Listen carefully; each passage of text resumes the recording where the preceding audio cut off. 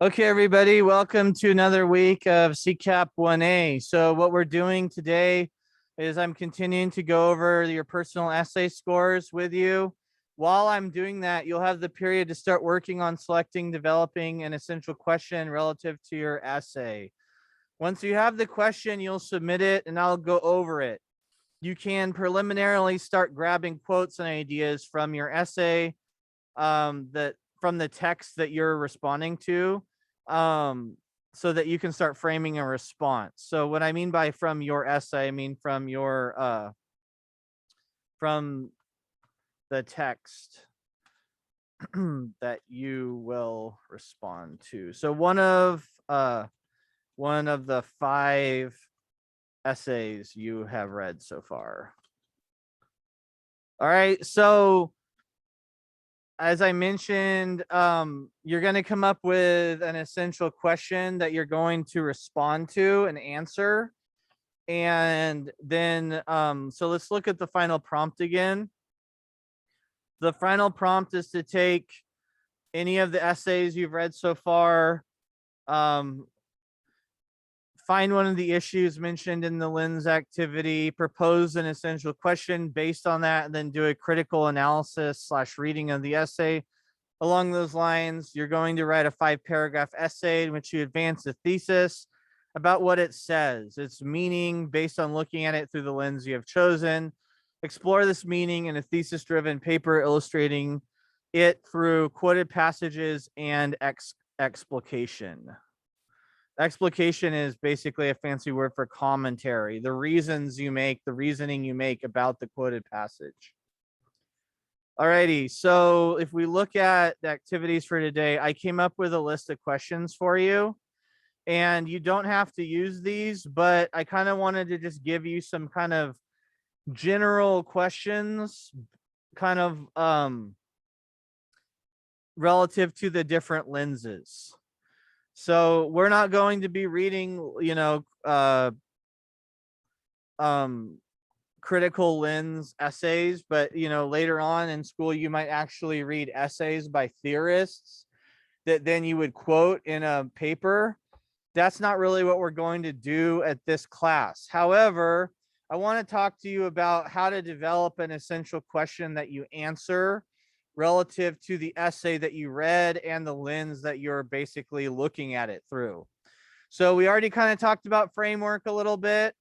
But now what you want to do is you want to start to kind of apply that framework through like a question of what it is that what you need to do on the essay. So I'm looking out there and I just need to make sure you guys are taking notes, paying attention, not doing other things. Look, I'm not necessarily trying to use my grading to change your behavior, but the fact of the matter is, if you're not actively listening and thinking about what I'm saying, you're not going to do well on the essay. So I'd rather have that difficult conversation up front than when you get a bad grade on the paper. So hopefully you can all get a good grade on the paper. Okay, so here are some questions that you might ask relative to the different lenses that we are, kind of talking about, or we talked about. So psychoanalysis, how do the thoughts, dreams, archetypes are just kind of fancy words for psychological patterns that people have. Psychological patterns of the characters or author lend themselves to a certain interpretation of the meaning of the text. Do they create tensions or conflicts that are relatable to all humans? Some of the most common archetypes or patterns would be like the villain or the hero, but there are others. So you could, without having a ton of knowledge about psychology, you could comment on that if that was something you're really interested. Maybe the writer is really influenced by dreams, so you could talk about how the sort of dream pattern sequences influence the meaning of the text. That would be a psychoanalytical reading. And so your essential question would be something like this, but framed around the specific issues of the text you're writing about. So the essay that you pick that you want to write about. We talked about economics or looking at things through the Marxist lens. And so an example could be, how do the material prospects of the characters, author, or time period of the text influence the inherent tension, identity, or creative power of its characters or author? Of the text's characters or texts, author or characters. There you go. In other words, how are people's creativity and power limited or uplifted by their material situation? How much money they have, what kind of job they have, stuff like that. Okay, gender lens. How does the gender or performance thereof of characters or the author of a text reinforce or question gender roles in society? So maybe you read an essay that's all about somebody sort of questioning gender roles, and it's about how when they stepped outside of the norm, their life changed. So maybe they were punished by certain societal institutions that weren't flexible to change, right? So you could write about how the essay, explores these ideas. Are certain performances of gender privileged or punished, right? So if somebody is not a traditional, what quote unquote traditional masculinity is like, were they punished, were they bullied, something like that? How are the gender roles in the text assigned or questioned in the greater context of society? So maybe like the writer is writing about how in high school there were certain expectations and they were questioning them, so that the essay itself might be questioning it, but it also might be bringing up issues about society and all that. A good thing to ask is like, are all characters, regardless of gender, afforded equal opportunities for creative power, freedom, and self-actualization? Why or why not? So when you look at things through the feminist lens or the gender lens, a lot of it is, are these characters or the people that the essay is about, are they allowed to be self-fulfilled and creative people, or is their power hindered because they are different than what is expected of them? So that would be a good kind of like essential question to ask about the text. Then you would reread that essay by looking at it through that lens and come up with some ideas about what it says. Reader response. How does the reading of the text involve the reader in the specific conflict, tension, or topic of the text? So maybe the text is all about, I don't know, jealousy. And so you read an essay that's all about jealousy, and it actually puts you in a position where you're empathizing with someone who's very, very jealous of someone else. And so in a way, it kind of indicts the reader in this experience that maybe we've all felt.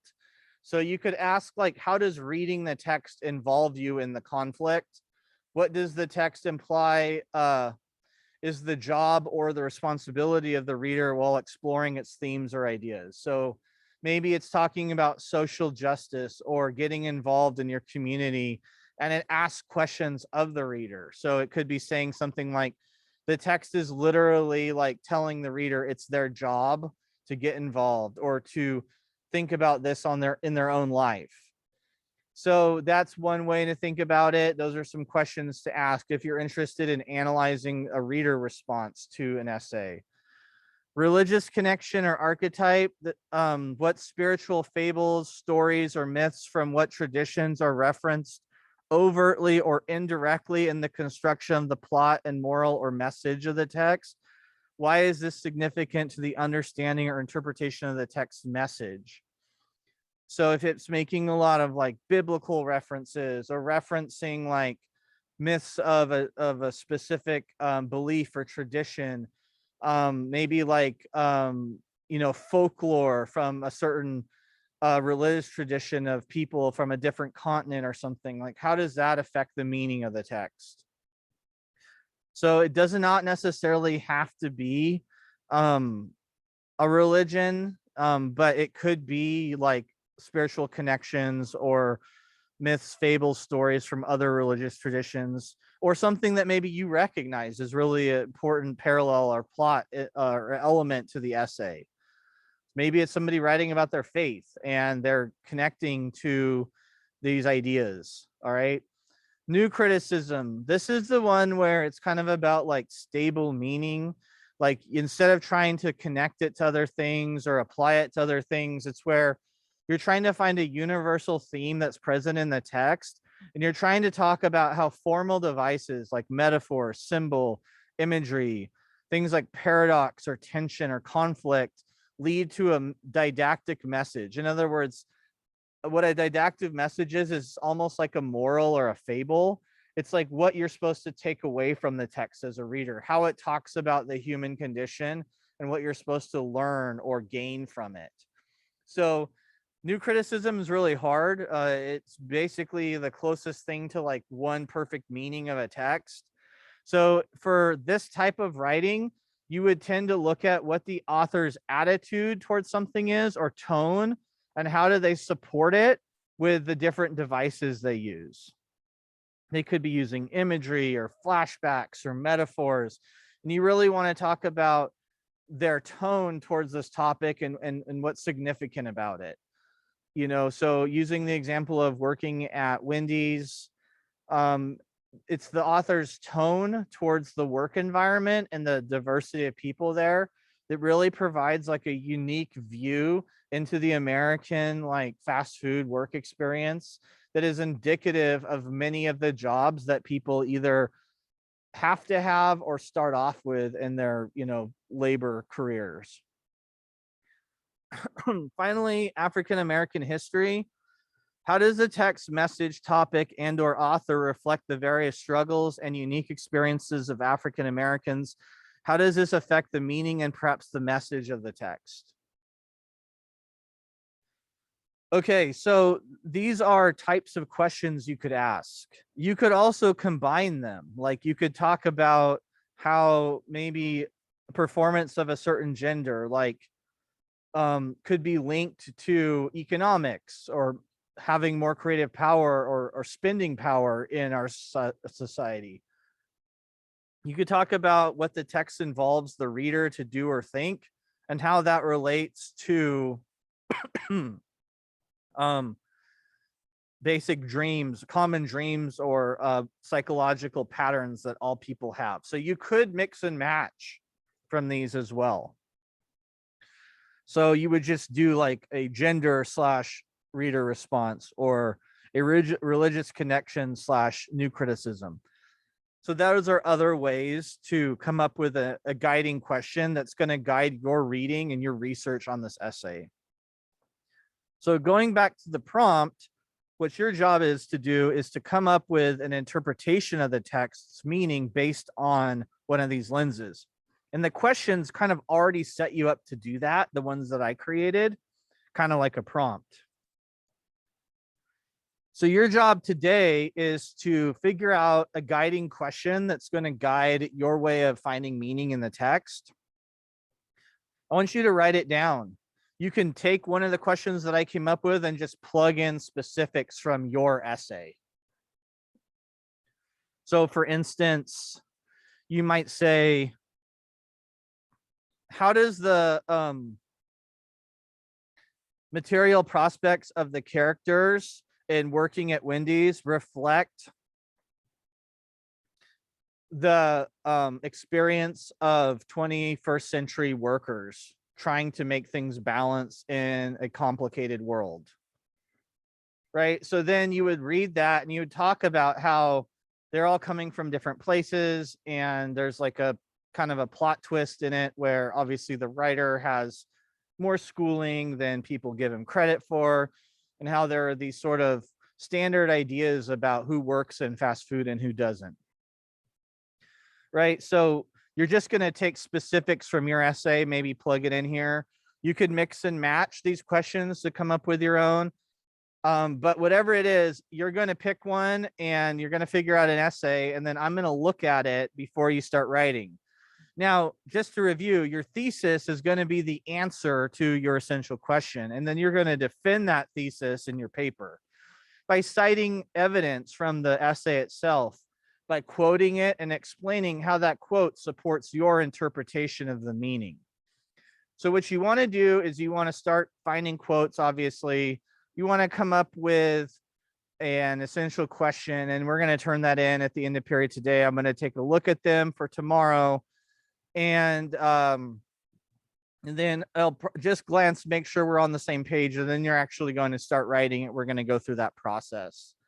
So that's what we're doing today, getting that essential question together, rereading your essay with that question in mind, starting to grab some quotes. I'm going to sign off on your question, and you're going to start constructing a thesis based on your reading and your quotes tomorrow.